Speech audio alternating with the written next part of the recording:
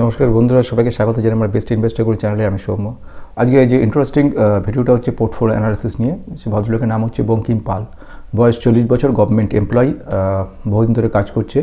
এখন ঘটনা হচ্ছে তার 40খানা স্টক রয়েছে এবং ইনভেস্টেড অ্যামাউন্ট হচ্ছে 11.83 লক্ষ, মানে 11,83,000 টাকা মোটামুটি তার ইনভেস্ট রয়েছে। এবং এখন পিক মার্কেট রয়েছে, সেই সিচুয়েশনে মাত্র 15% রিটার্ন পাচ্ছে, মানে 13,69,000 হয়েছে।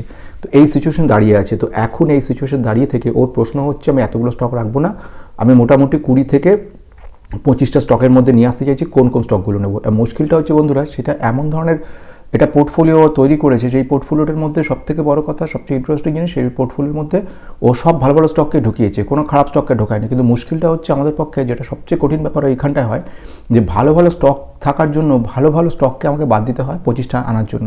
যদি 25টা আনা না হয়, তাহলে ওর রিটার্ন কিন্তু কিচ্ছু আসবে না। এরপরে যখন মার্কেটটা পড়ে থাকবে, তখন পোর্টফোলিওটা পুরো নেগেটিভ হয়ে যাবে। তো এই সিচুয়েশন দাঁড়িয়ে আমার যেটা মনে হয় ওর ক্ষেত্রে, সেটা হচ্ছে কোন কোন স্টক ও নিয়েছে প্রথমে আমরা সেটা দেখে নেব। সেকেন্ড ওয়ান, ওয়েল ডাইভার্সিফাই কাকে বলে সেটা আমরা বুঝে নেব।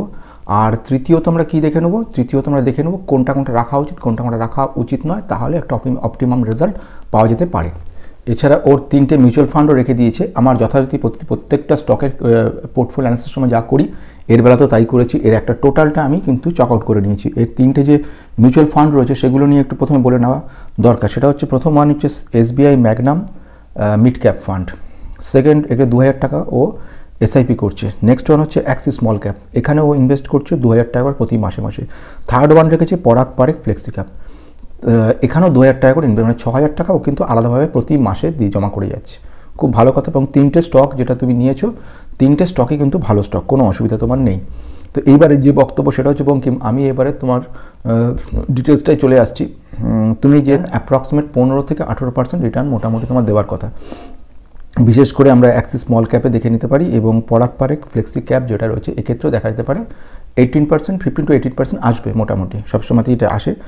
এবার ঘটনা হচ্ছে, এখন যে চিঠিটা পাঠিয়েছে সেটা হচ্ছে বঙ্কিম পাল। বঙ্কিম পাল বলেছে যে, আমি আপনার চ্যানেলে এতদিন ধরে ফলো করছি, আপনার অ্যানালিসিস অন্যান্য যারা ইউটিউবে পোর্টফোলিও অ্যানালিসিস করে তাদের থেকে একদম আলাদা এবং বাস্তবসম্মত। স্টক মার্কেটে আমার কোনো নলেজ নেই, আমি একজন গভর্নমেন্ট এমপ্লয়ি, বয়স 40 বছর, 9 লাখ টাকা মতো ইনভেস্ট করেছি। কিন্তু আমি আপনার ভিডিও দেখে বুঝতে পেরেছি যে আমার ইনভেস্টমেন্ট কোনো হেলদি পোর্টফোলিও হয়নি। আমি অনেকগুলো স্টক কিনেছি, তাই আপনার কাছে আমার অনুরোধ, যদি আমার পোর্টফোলিওটা একটু অ্যানালিসিস করে আমাকে একটা ভালো পোর্টফোলিও বানিয়ে দেন। আমি স্মল ক্যাপ এবং মিড ক্যাপে বেশি ইনভেস্ট করতে চাই। কেমিক্যাল সেক্টরে আমার পছন্দ। এক্সেস স্টকগুলো থেকে প্রফিট বুক করে আমি স্টক সংখ্যা কমাতে চাই, 10 থেকে 15 বছর স্টকগুলো হোল্ড করতে চাই। তো আসা যাক, পোর্টফোলিও স্ক্রিনশট পাঠালাম, আপনার রিপ্লাই অপেক্ষা রইলাম। নেক্সট আমি চলে আসছি, সেটা হচ্ছে প্রথম দিকে 1 নম্বরে ফার্স্ট যে ও পাঠিয়েছে যে পেজটা, সেই পেজে চলে এলাম। 11,44,000 টাকা ইনভেস্টেড হয়েছে এবং 9 লক্ষ টাকা ইনভেস্ট করা হয়েছে, এবং সেটা দেখাচ্ছে 11,44,405। তো এই সিচুয়েশান দাঁড়িয়ে আমরা যেটা দেখতে পাচ্ছি, সেটা হচ্ছে ও যে ইনভেস্ট করেছে বঙ্কিম, সেটা হচ্ছে 11,83,000 টাকা এবং 13,69,000 টাকা সেটা দাঁড়িয়েছে, মানে 15% মতো রিটার্ন দিচ্ছে। রিটার্ন খুবই সামান্য। চলে আসছে প্রথম টাটা মোটরসকে রাখা হয়েছে। টাটা মোটরসেও 106টা শেয়ার কিনে রেখে দিয়েছে, ভালো স্টক। টাটা মোটর টিভি, যত আমাদের এরকমভাবে সিচুয়েশন দাঁড়াচ্ছে, যত ইভি সেক্টরে ততক্ষণ কিন্তু ইমপ্রুভমেন্ট হবে। চলে আসছি HDFC ব্যাঙ্ক, সেকেন্ড, ভারতের প্রাইভেট লার্জেস্ট ব্যাঙ্ক বলা যেতে পারে, অসাধারণ ব্যাঙ্ক, এবং এই মুহূর্তে অনেকটা ডাউন রয়েছে, ফলে অনেকের কাছে একটা সুযোগ বলে মনে হয়েছে। নেক্সট হচ্ছে টাটা পাওয়ার, ট্রান্সমিশনে কাজ করছে, ডিস্ট্রিবিউশন কাজ করছে, পাওয়ার জেনারেশনে কাজ করে, ইভি চার্জিং স্টেশন নিয়ে কিন্তু কাজ করছে। 199টা রেখে দিয়েছে, খুব সুন্দর স্টক। এশিয়ান পেন্টসকে রেখেছে নেক্সট, 24টা রেখে দিয়েছে, খুব ভালো সিচুয়েশনে স্টকগুলো, সব প্রত্যেকটা ভালো। এমটার টেকনোলজি 30টা কোয়ান্টিটি রেখে দিয়েছে, ভালো, 63,000 টাকার মতো, 65 ইনভেস্টেড, এখন কিছুটা ডাউনে রয়েছে। ডাটা প্যাটার্ন রেখেছে 28টা কোয়ান্টিটি, মুশকিল হচ্ছে, সবই রেখেছি কিন্তু মুশকিল হয়ে গেছে, সবগুলোতে খিচুড়ি হয়ে গেছে। নেক্সট আমি চলে আসছি বঙ্কিম, তোমার যে পরেরটার ক্ষেত্রে, সেটা বলছো ইনফোসিসকে রাখা হয়েছে। ইনফোসিসকে রেখে দিয়েছো 31টা কোয়ান্টিটি, ঠিক আছে, 41,000 টাকা ইনভেস্ট করেছিলে, এখন 51,000 টাকা প্রফিটে রয়েছে, ভালো কথা। হ্যাপিয়েস্ট মাইন্ড 59খানা রেখে দিয়েছো, 59, এখন ঘটনা হচ্ছে রিস্কি সব স্টকগুলোকে বেশি না রাখাটাই ভালো সিচুয়েশনে। এনিহাউ নেক্সট হচ্ছে হিন্দুস্তান ইউনিলিভার, 21টা রেখেছো, ঠিক আছে। রিলায়েন্স হচ্ছে 18টা শেয়ার রেখে দিয়েছো, যথেষ্ট ভালো কোম্পানি, ভবিষ্যতে ভালো করবে। আমরা প্রেজেন্টলি আমার ভিডিওতে আমি রিলায়েন্সকে নিয়ে রিসেন্টলি বলেছি। গ্রিন হাইড্রোজেনের উপর কাজ শুরু করেছে, বিশালভাবে ভবিষ্যতে গিয়ে ভালো করতে পারে। অ্যাপেল ইন্ডিয়া 36টা শেয়ার রেখেছো। Next one Rajratan global wire, এখানে তোমার 63টা শেয়ার কিনে রেখেছো, 46,000 টাকা মতো দাঁড়িয়েছে। আভাস ফাইন্যান্স 40,000 টাকা ইনভেস্ট করে 28টা শেয়ার। ফাইন অর্গানিক একটা ফ্যান্টাস্টিক কোম্পানি কেমিক্যাল সেক্টরে 9খানা শেয়ার নিয়ে রেখেছো। আভাস ফাইন্যান্স কিন্তু এই সিচুয়েশনে তোমাকে যেটুকু রিটার্ন দিচ্ছে আমি পরবর্তীকালে তোমায় বলবো আভাস ফাইন্যান্স থেকে আপাতত তোমার ক্ষেত্রে বলছি এটা এক্সিট করে যাও, কারণ এত স্টক মুশকিল হয়ে যাবে। এইচডি গ্লাসকোট 77টা শেয়ার নিয়ে রেখেছো, প্রচণ্ড রিস্কি। নেক্সট আমি চলে আসছি যেটার ক্ষেত্রে, সেটা হচ্ছে তোমার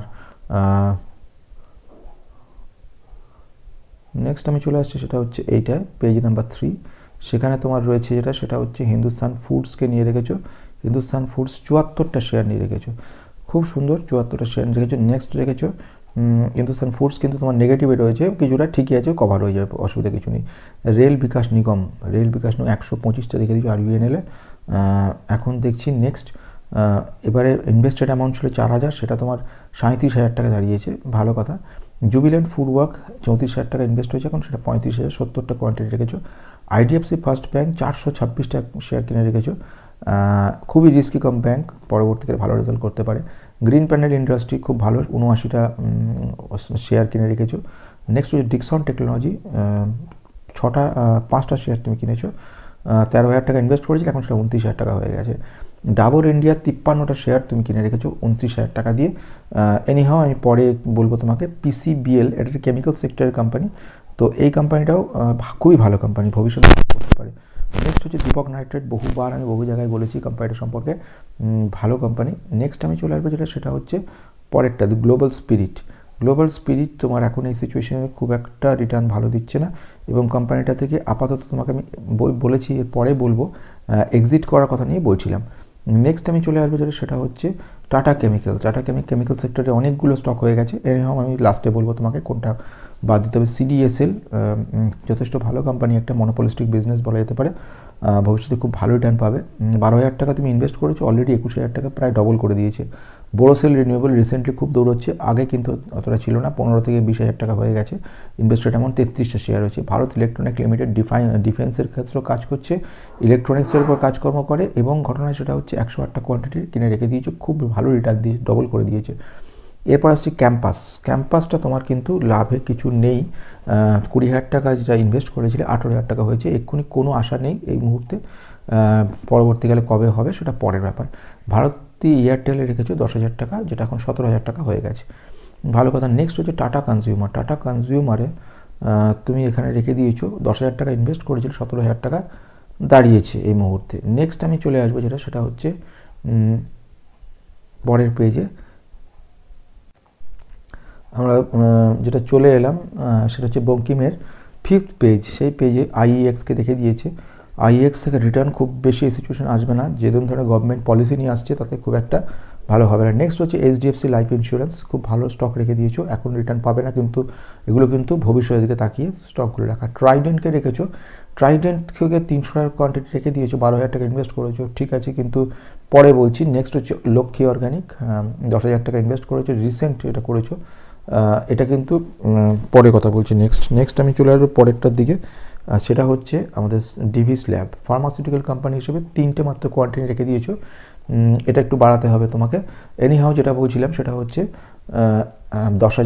8,305, যেটা 10,751 হয়েছে। নেক্সট হচ্ছে স্টারলাইট টেকনোলজি, খুব একটা পজিটিভ নেই, 46খানা রেখে দিয়েছো। জিও ফাইন্যান্স 1,600 টাকা থেকে 3597, রিলায়েন্সের থেকে 15টা এসছে। তেজস নেটওয়ার্ক 4টে মাত্র কোয়ান্টিটি কিনে রেখেছো। তো এই সিচুয়েশনের মধ্যে যেগুলো বাদ দেওয়ার, কোনগুলো অ্যাড করা, এটা একটা খুব কমপ্লিকেটেড জায়গা চলে গেছে, তো এটাকে এখন এরপরে আমরা যাব দেখার জন্য। সেকেন্ড প্রশ্ন সেটা হচ্ছে 40খানা যে স্টক কেউ নিয়ে রেখেছে, যেটা আমরা একটু আগে দেখে নিলাম যে কোন কোন স্টকগুলো রয়েছে ওর কাছে। এবারে প্রশ্ন হচ্ছে কোনগুলোকে বাদ দেবো। তো প্রথম যেটা আমি মনে করে নিচ্ছি এই সিচুয়েশন দাঁড়িয়ে ওর ক্ষেত্রে, সেটা হচ্ছে 1 নাম্বার হচ্ছে রাজরতন গ্লোবালকে কিন্তু বাদ দিতে দেওয়ার কথা ওকে আমি বলছি। কেন? এখন এই স্টকগুলো কিন্তু এমনিতে খারাপ নয়, কিন্তু ওর যেহেতু পোর্টফোলিওর মধ্যে প্রচুর আবর্জনা ঢুকিয়ে ফেলেছে, মানে ভালো কিন্তু ওর ক্ষেত্রে সেটা প্রয়োজন না, বেশি পরিমাণে মাছ মাংস ডিম সব ঢুকিয়ে দিয়েছে, তো সেখান থেকে সেগুলোকে তো আউট করতে হবে। তো প্রথম ঘটনা সেটা হচ্ছে আমি এই কারণে বাদ দিলাম। সেকেন্ড ওয়ানকে আভাস ফাইন্যান্সকে বাদ দিয়ে দিচ্ছি। ফাইন্যান্সারকে বাদ দিয়ে দিলাম। 3 নাম্বার কিন্তু আমি এই যেগুলো বাদ দিচ্ছি মানে তোমরা ধরে নেবে না কিন্তু এটা বাদ, এটা এক একটা রোগীর ওষুধ হিসেবে সেইগুলো কাজে লাগে, কিন্তু অন্য সব রোগের কিন্তু একই ওষুধে কাজ হয় না, এটা সবসময় মনে রাখবে। এটা আমি ওর স্পেসিফিক হয়ে ওরটা বলে যাচ্ছি। তো বঙ্কিম তুমি এটা মনোযোগ দিয়ে শুনে নাও। নেক্সট ওয়ান হচ্ছে গ্লোবাল স্পিরিট, এইগুলোকে তুমি কিন্তু এই মুহূর্তে বাদ দেবে ফার্স্ট। নেক্সট ওয়ান 4 নাম্বার হচ্ছে সেটা হচ্ছে ক্যাম্পাস, ক্যাম্পাস অ্যাক্টিভওয়্যার, ক্যাম্পাস অ্যাক্টিভওয়্যারকে বাদ দেওয়া মানেই কিন্তু ও বাদ হয়ে যাচ্ছে না। যারা যারা নিয়ে রেখেছে তারা কিন্তু অবশ্যই এটাকে মনে রাখবে না যে আমি বাদ দিতে এখানে বলছি মানে বাদ হয়ে গেল। ওর ক্ষেত্রে প্রতিবারই বলছি এটা বঙ্কিমের জন্য তৈরি করা, সুতরাং বঙ্কিম এটাকে মনোযোগ সহকারে শুনবে, দেখবে, এটার উপর কাজ করবে। নেক্সট ওয়ান হচ্ছে IEX, এটাকে বাদ দেবে। নেক্সট আমি চলে আসছি সেটা হচ্ছে 6 নম্বর, এক্ষেত্রেও বাদ দেবে জুবিল্যান্ট ফুডকে।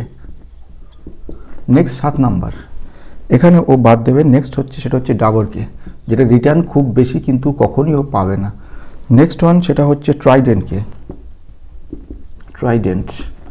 নেক্সট ওয়ান যেটা বাদ দেওয়ার কথা সেটা হচ্ছে starlight technology, starlight technology. Next one যেটা বাদ দেওয়ার কথা সেটা হচ্ছে জিও ফাইন্যান্স। হলো এই পর্যন্ত মোটামুটি ফার্স্ট লেভেলে বাদগুলো হয়ে গেল, কিন্তু এখনও ওর কাছে 30টা স্টক কিন্তু পড়ে রয়েছে। তো 30টা স্টকের মধ্যে এর পরে আমাকে যেটা দেখতে হবে সেটা হচ্ছে এই সিচুয়েশন দাঁড়িয়ে এতগুলো সেক্টরকে তুমি নিয়ে রেখে দিয়েছো বঙ্কিম, যেটা খুবই মুশকিলজনক সিচুয়েশন হয়ে যায় যে পার্টিকুলারলি জায়গায় আসার জন্য। তো এই সিচুয়েশনে তুমি প্রথম 10টাকে আউট করো, করে সেইগুলো যে প্রফিট হয় সেইগুলো দিয়ে কিন্তু এইগুলোকে ইমিডিয়েটলি অ্যাড করো। কোনগুলোকে অ্যাড করবে? ইমিডিয়েটলি যেগুলো অ্যাড করবে, 1 নাম্বার হচ্ছে এশিয়ান পেন্টস, যেটা তুমি অ্যাড করবে এখন। সেকেন্ড ওয়ান যেটা HDFC ব্যাঙ্ককে অ্যাড করবে, কারণ এগুলো কিন্তু খুব সুন্দর ডাউন হয়ে রয়েছে। আর তৃতীয়ত ইনফোসিস, এই 3টে জায়গাকে তুমি কিন্তু অ্যাড করো, হয়ে গেল। এইবারে যেটা তুমি লিস্টটা দাঁড়ালো সেই লিস্টটা কিন্তু মধ্যে এবারে আমাকে দেখে নিতে হবে, সেখানে আরেকটাকে তুমি এখন বাদ দিতে পারো, দ্যাট ইজ 11 নাম্বার। সেটা আমি পরে বলছি, আগে মোটামুটি তুমি এটাকে বাদ দিয়ে একটা জায়গায় দাঁড় করো, তারপরে আমি নেক্সট লেভেলে আরও যেগুলো বাদ দেওয়ার সেগুলোকে বাদ দিয়ে আমি ব্যাপারটা একটা জায়গায় নিয়ে আসবো। মোটামুটি 25টার মধ্যে আনতে হবে, 25এর বেশি রাখার কোনো মানে হয় না, আলটিমেট রিটার্ন তোর অনেক গুণ কমে যাবে। সুতরাং এটা বঙ্কিম মনে রেখে দাও। এবার আসছি ডাইভার্সিফিকেশন। ডাইভার্সিফিকেশন কথা অর্থ হচ্ছে যে তোমাকে সবসময় কিন্তু প্রত্যেকটা স্টককে কিন্তু রাখতে হবে, প্রতিটা সেক্টরকে তোমায় রাখতে হবে। কোনো একটা পার্টিকুলার সেক্টরকে রাখলাম, বাকি সেক্টরগুলোকে রাখলাম না, সেটা করলে কিন্তু চলবে না। তোমাকে প্রত্যেকটা সেক্টরকে কিন্তু অ্যাডিশন করতে করতে যেতে হবে। যেমন আমি এই ক্ষেত্রে বঙ্কিম তোমার ক্ষেত্রে যেটা বলতে পারি, তোমার ক্ষেত্রে যেরকম অনেক প্রতিটা সেক্টর, তোমার এতগুলো সেক্টরকে তুমি নিয়ে রেখে দিয়েছো যে সেটা খুব কমপ্লিকেসি জায়গায় চলে গেছে। এবং এই সিচুয়েশন দাঁড়িয়ে তুমি মিড, স্মল, লার্জ সবই নিয়েছো, কিন্তু জিনিসটাকে একটুখানি খিচুড়ি টাইপের হয়ে গেছে। মানে যেখানে আমি দেখে নিচ্ছি তুমি এখানে নিয়ে নিয়েছো হিন্দুস্তান ইউনিলিভারকে নিয়ে নিয়েছো, আবার হিন্দুস্তান ফুডসকে নিয়ে নিয়েছো, আবার জুবিল্যান্ট না বাদ দিলাম, জুবিল্যান্টকেও তুমি নিয়েছিলে। তো এই ধরনের ডাবরকেও রেখে দিয়েছিলে, ওটা বাদ দিয়ে দিলাম। তো এই ধরনের একটা জিনিস তৈরি হয়েছে। তো এখন আমি শুধুমাত্র তোমাকে রেখে দিলাম দুটো, একটা হচ্ছে লার্জ, একটা হচ্ছে স্মল। নেক্সট আমি চলে আসবো, সেটা হচ্ছে পেন্টসে ঠিকঠাক আছো, ডিফেন্সে ঠিকঠাক আছো। এবারে আইটির মধ্যে তোমাকে কিন্তু বাদ আসবে এর পরে, কারণ ইনফোসিসকে রেখেছো, হ্যাপিয়েস্ট মাইন্ডকে রেখেছো, অ্যাপেলকেও রেখে দিয়েছো। এই জায়গাটা চেঞ্জ হবে। তার পরবর্তীকালে এইগুলোকে কিন্তু একটু ঠিকঠাক করতে হবে। করার পরে যেটা দাঁড়াবে তার থেকে যে 5টাকে বের করা হবে, সেই 5টা কিন্তু আলটিমেটলি ভালো স্টক, কিন্তু তবু তোমাকে কিন্তু ওটাকে একটু কভার আপ করতে হবে, দেখে নিতে হবে যে এইগুলোর মধ্যে থেকে ওটাকে বাদ দিলে বা ওই স্টকগুলোকে বাদ দিয়ে কাজটা তোমায় করতে হবে, না হলে কিন্তু তুমি 25টা আসতে পারবে না। 25টা যে ম্যাক্সিমাম, এতে হয় না কম। এবারে আসছি তোমার সেক্টর অনুযায়ী ভাগ। তোমার যে সিচুয়েশন আমি দেখে নিলাম তার মধ্যে তুমি কিন্তু মোটামুটি সেক্টরগুলোকে ঠিকঠাক জায়গাতেই রেখেছো। যেমন তুমি FMCGর ক্ষেত্রে তুমি যেটা রেখে দিয়েছো, সেক্ষেত্রে হচ্ছে হিন্দুস্তান ইউনিলিভারকে যেরকম রেখেছো, হিন্দুস্তান ফুডসকে রেখে দিয়েছো, সেভাবে তুমি ডিফেন্সের ক্ষেত্রে রেখে দিয়েছো, এমটারকে দেখতে পেয়েছি, এবং সঙ্গে সঙ্গে দেখেছি HALকে রেখে দিয়েছো। HALকে না, তুমি রেখেছো ডেটা প্যাটার্নকে রেখেছো, ডেটা প্যাটার্নকে তুমি রেখে দিয়েছো। এবার আমি যেখানে দেখে নিই আইটির ক্ষেত্রে মোটামুটি তুমি রেখে দিয়েছো, সেটা হচ্ছে ইনফোসিসকে রেখে দিয়েছো, ভালো কথা। কিন্তু সেকেন্ড ওয়ানকে তুমি রেখেছো, সেটা হচ্ছে হ্যাপিয়েস্ট মাইন্ডকে রেখে দিয়েছো। আবার তৃতীয় একটা অ্যাপেলকেও ঢুকিয়ে দিয়েছো। এর মধ্যে আমার মোটামুটি যেটা মনে হচ্ছে, অ্যাপেলকে তুমি এখানে আউট করে দিতে পারো। হ্যাপিয়েস্ট মাইন্ড আর ইনফোসিস ঠিকঠাক জায়গায় রয়েছে। এই সিচুয়েশন দাঁড়াচ্ছে, মানে 10টা প্লাস 1টা অ্যাপেলকে বাদ দিয়ে। নেক্সট যে জায়গায় তুমি রেখেছো সেটা হচ্ছে টাটা মোটরসকে রেখে দিয়েছো অটোর মধ্যে, টাটা মোটরসকে রেখে দিয়েছো। এবার এর সঙ্গে তুমি একটা ইউনো মিন্ডা বা এছাড়া ইউনো মিন্ডা ছাড়া তুমি সোনা বিএলডব্লিউ প্রিসিশন এই ধরনের কোনো একটাকে কিন্তু অ্যাড করে নিতে পারো, যেটা হয়ে গেল এর ক্ষেত্রে। এবার আসছি কেমিক্যালের ক্ষেত্রে। কেমিক্যালের ক্ষেত্রে তুমি যেটা রেখেছো দীপককে রেখে দিয়েছো, ভালো কথা। দীপক ছাড়া তুমি এখানে রেখেছো যেটা, সেটা হচ্ছে এই সিচুয়েশনে দীপক ছাড়া টাটা কেমিক্যালকেও রেখে দিয়েছো। টাটা কেমিক্যালকে ছাড়াও তুমি রেখে দিয়েছো লক্ষ্মী অর্গানিককে, লক্ষ্মীকে কিন্তু বাদ দিয়ে দিতে হবে। তো লক্ষ্মীকে তুমি বাদ দিয়ে দিচ্ছ, মানে 12টা কিন্তু অলরেডি মোটামুটি হয়ে গেলো তোমার। তো তুমি এখানে রেখে দিচ্ছ কাকে কাকে, 1 নম্বর তুমি রেখে দিচ্ছ আমাদের 1 নম্বর তুমি রেখে দিচ্ছ এখানে কেমিক্যাল সেক্টরের মধ্যে টাটা কেমিক্যালকে রেখেছো। আবার তুমি ফাইন অর্গানিককে রেখেছো, ফাইন অর্গানিককে রেখে দিয়েছো। এবং সঙ্গে তুমি যেটা রেখেছো দীপক নাইট্রেটকেও তুমি ঢুকিয়েছো। দীপক, ফাইন অর্গানিক আর দুটো রাখছি, লক্ষ্মীকে আউট করে দিচ্ছি। আর যেটা দরকার পড়ছে সেটা হচ্ছে তোমার টাটা কেমিক্যাল। টাটা কেমিক্যালকে রাখার এখানে কোনো মানে হয় না, টাটা কেমিক্যালকে তুমি আউট করে দাও। মোটামুটি দেখো কাছাকাছি চলে এসছো, 13টা হয়ে গেল। লাস্ট 3টে যেটা বাদ দিলাম, লক্ষ্মীকে একটা বাদ দিলাম, সেকেন্ড ওয়ান বাদ দিয়ে দিলাম সেটা হচ্ছে তোমার অ্যাপেল ইন্ডিয়াকে বাদ দিলাম আইটি থেকে, থার্ড ওয়ান যেটা বাদ দিলাম টাটা কেমিক্যালকে কেমিক্যাল সেক্টর থেকে বাদ দিয়ে দিলাম। মোটামুটি জায়গা তাহলে চলে এলো। এইবারে বাকি যেগুলো তোমার রয়ে গেল, যেরকম আমি সিডিএসএল বলছো, বোরোসিল রিনিউয়েবল বলছো, এগুলোকে রেখে দিচ্ছি কারণ এগুলো তোমার ভবিষ্যতে কাজে লাগবে। আরভিএনএলকে রেখে দিচ্ছি, এগুলো কাজে লাগবে। গ্রিন প্যানেল থাকছে, ডিক্সন টেকনোলজি থাকছে, এগুলো কাজে লাগবে। আর এইচডিএফসি লাইফ ইন্স্যুরেন্স এটা ভবিষ্যতে কাজে লাগবে। ডিভিস ল্যাবরেটরি ফার্মার মধ্যে কাজে লাগবে। আর তেজস নেটওয়ার্ককে বাদ দেওয়ার কথা ছিল কিন্তু আমি বাদ দিচ্ছি না এই কারণে, ওটা কিন্তু ভবিষ্যতে আবার কিছু পজিটিভ দেখাতে পারে, সেই কারণের জন্য। তো এইটা তোমরা আজকে বুঝে গেলে। তো ইন্টারেস্টিং এই ভিডিওটা তোমাদের কেমন লাগলো, তোমাদের কি মতামত সেটা জানাবে। আর বঙ্কিম আমি যেগুলো বললাম সেগুলো করবে, করার পরে ফাইনাল রিপোর্টটা তুমি আমাকে কাছে পাঠাবে মেল করে, আমি একবার দেখে নেব যে মোটামুটি 30টা যেটা বলেছিলাম সেটা থেকে আরও 3টে কমে গিয়ে মোটামুটি 27টায় চলে এলো। 25টায় এলে পারফেক্ট হয়ে যাবে। আমি একবার দেখে নেব তোমারটা, তারপরে আমি তোমাকে জানাবো। আর প্রতি 6 মাস বাদে বাদে তুমি কিন্তু একবার করে দেখে নেবে, রিভিউ করার জন্য আমাকে পাঠাবে 6 মাস বাদে বাদে। আর একটা ঘটনা সেটা হচ্ছে মেম্বারশিপ নিয়ে রেখে দিতে পারো, কন্ট্যাক্টটা বেশি ভালো থাকবে। যে ধরনের প্রশ্নগুলো আসবে বা যে ধরনের অ্যানালিসিস আসবে সেগুলো আমার উত্তর দিতে সুবিধা হবে। এই হয়ে গেল ঘটনাগুলো। তোমরা এখানে নতুন যারা রয়েছে অবশ্যই সাবস্ক্রাইব করে বেল আইকনটা প্রেস করবে। আর যারা পুরনো রয়েছে তাদের একটা কমেন্ট, লাইক বা শেয়ার আমার খুব মোটিভেট করে। প্রত্যেকটা প্রচুর অজস্র লাইক পেয়েছি, ধন্যবাদ সবাইকে।